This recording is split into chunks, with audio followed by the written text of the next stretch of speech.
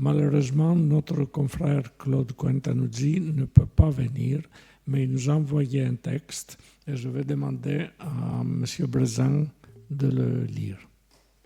Merci.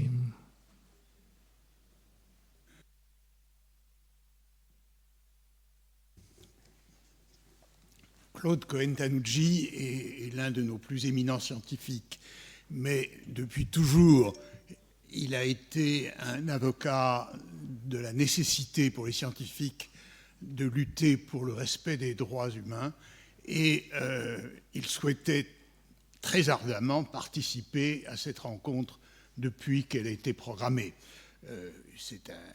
Il a toujours été un des piliers de notre comité de l'Académie des sciences, qu'on appelle CODOS.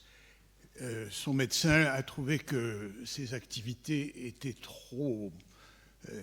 supérieures à ce qu'il était raisonnable d'entreprendre et donc lui a demandé de ne pas venir. Il le regrette beaucoup, il nous a envoyé un texte, il nous a demandé de le lire, donc je vais le lire tel que je l'ai reçu.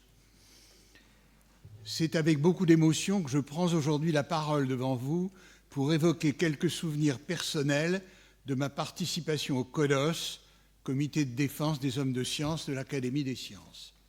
Ce comité a été créé en 1978 sous l'impulsion de notre regretté confrère François Jacob, prix Nobel de médecine 65, pour venir en aide à des scientifiques victimes de persécutions, d'emprisonnements arbitraires, de tortures dans différents pays du monde. Je suis moi-même entré au CODOS dès mon élection à l'Académie en 1981.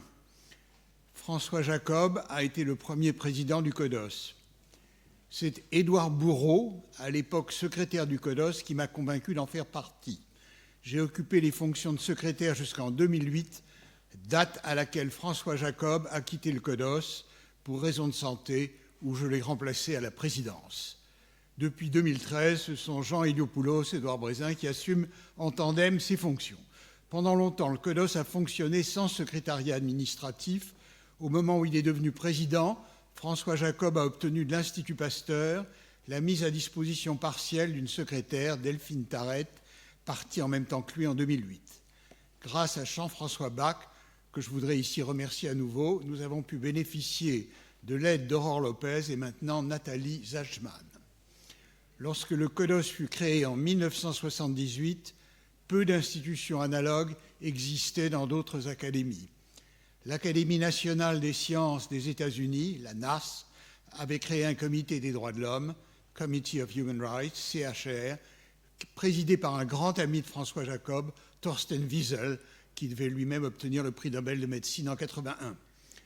D'autres institutions analogues se mettaient en place en Italie et en Suède. François Jacob, Thorsten Wiesel et deux autres personnalités éminentes, Max Perutz en Angleterre, en quelque sorte représenté parmi nous indirectement, qui avait obtenu le prix Nobel de chimie en 1962, et le juge Peter van Dijk de l'Académie royale des Pays-Bas déployait de gros efforts pour convaincre d'autres académies de se joindre à eux. C'est ainsi que Carol Corrillen, qui dirigeait le CHR aux États-Unis, décida en 1993 de créer un réseau international de comités des droits de l'homme des académies des sciences et sociétés savantes. Carole a été l'âme de ce réseau. Plusieurs dizaines d'académies en font maintenant partie. Le réseau joue un rôle essentiel pour alerter les diverses académies qui en font partie sur les pires persécutions dont sont victimes les scientifiques de par le monde et pour leur donner les coordonnées des autorités responsables de ces exactions, de manière à pouvoir leur adresser des messages de protestation. C'est pour nous tous un grand honneur quand nous voyons que nos actions ont eu un résultat positif. Dès mon entrée au CODOS, j'y ai retrouvé de nombreuses personnes que je connaissais bien et que j'admirais beaucoup, comme Henri Cartan, dont j'avais suivi les cours de mathématiques quand j'étais élève à l'École normale supérieure.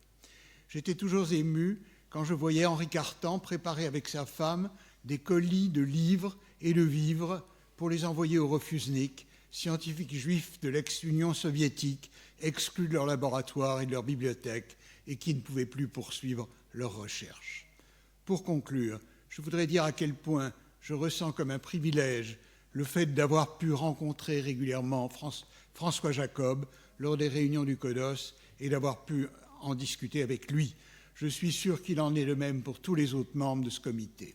Nous admirions tous la hauteur de vue avec laquelle il exposait les divers cas dont nous devions discuter, l'humour à empreinte finesse qu'il utilisait parfois pour essayer d'atténuer l'horreur que nous ressentions devant le récit de certaines exactions. C'était émouvant de voir un scientifique aussi éminent consacrer une partie importante de son temps pour essayer de soulager les souffrances d'autres scientifiques. On sentait qu'il avait souffert lui-même pendant la dernière guerre et qu'il avait eu une vie difficile. C'était toujours poignant de le voir obligé de se lever de sa chaise de temps en temps ou d'étendre sa jambe à cause de ses anciennes blessures à la jambe qui le faisaient souffrir. J'espère que ce témoignage inspirera les jeunes auditeurs de cette réunion et les convaincra de l'importance de la défense des scientifiques soumis à des persécutions. Merci.